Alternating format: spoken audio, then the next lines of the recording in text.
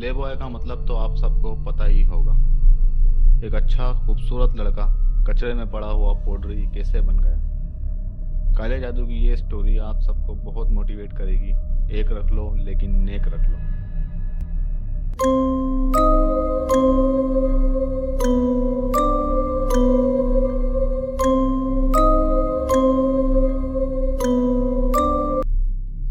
वकार 14 साल की उम्र में 8 क्लास में था जब उसने पहली गर्लफ्रेंड बनाई।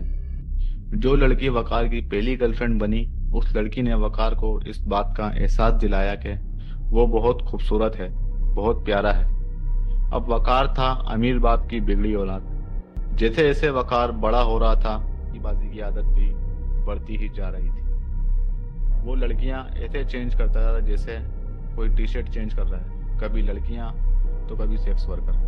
22 साल की उम्र में उसको एक लड़की मिली। वकार उस लड़की के साथ कुछ कर तो नहीं सका, लेकिन उस लड़की ने प्ले बॉय का बहुत माल खाया।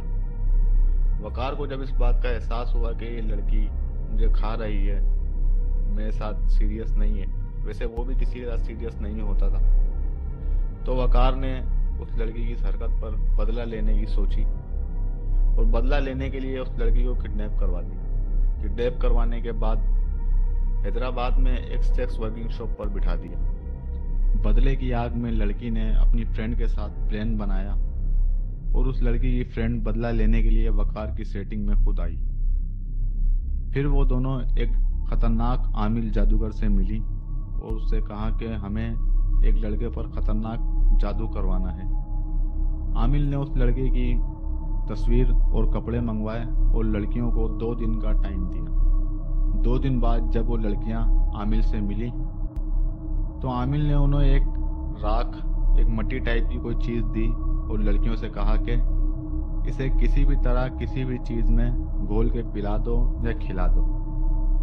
ये काम बहुत इजीली हो गया क्योंकि लड़की की फ्रेंड वकार की सेटिंग में थी।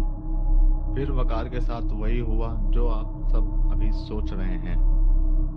वकार ने अपने पूरे घर को सर पे उठा लिया। वो अपने आप को खुद टॉर्चर करता, मारता, पीटता। ये सब कुछ 6 महीने तक चलता रहा। उसके हाथ पर बहुत से कट्स वगैरह भी नजर आए थे जो कि उसने खुद ब्लेड से लगाए थे। वकार अपना ही पेशाब गिलास में भरकर पीता, खड़े खड़े सीढ़ियों पर से गिर जाता और एक अजीब सी डिमांड करता था कि मुझे सुअर का गोश्त कच्चा खाना है और पानी की जगह अपना पेशाब पीता था। वकार का इलाज स्टार्ट हुआ।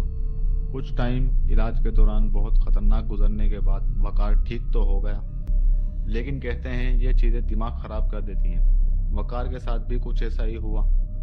इन चीज़ों का वकार के दिलो दिमाग पर बहुत ज़्यादा गहरा असर हुआ था, जिसकी वजह से वो मेंटली अपने आप को फील करता था कि मैं पागल हो गया हूँ।